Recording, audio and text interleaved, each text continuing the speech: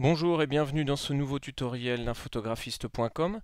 Aujourd'hui un tutoriel très simple et très court, juste pour expliquer à ceux qui éventuellement ne sauraient pas le faire, comment renommer un groupe de plusieurs fichiers RAW.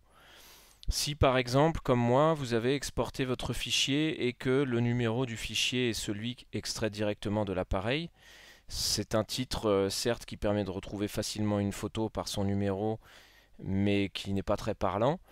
Et donc vous allez pouvoir éventuellement ressentir le besoin de renommer ces fichiers pour les retrouver plus facilement. Rien de plus simple, comme dans beaucoup de logiciels, même quasi la totalité, il vous suffit d'appuyer sur la touche F2. Donc tout d'abord, sélectionnez l'ensemble des images que vous souhaitez renommer. F2.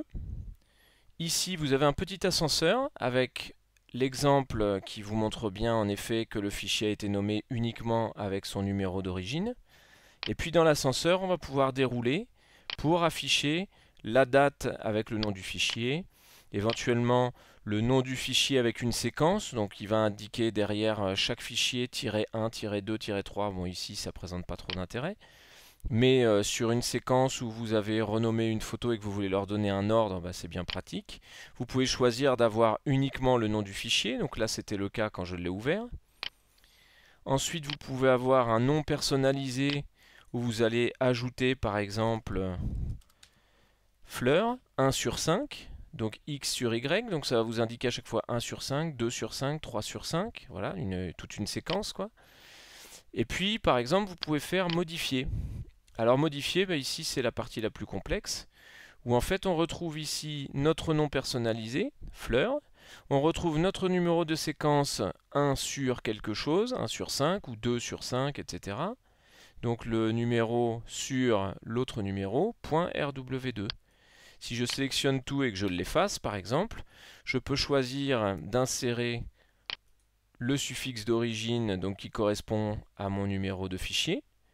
Et je peux choisir par exemple de taper là où je le souhaite mon texte personnalisé avec un tiret par exemple.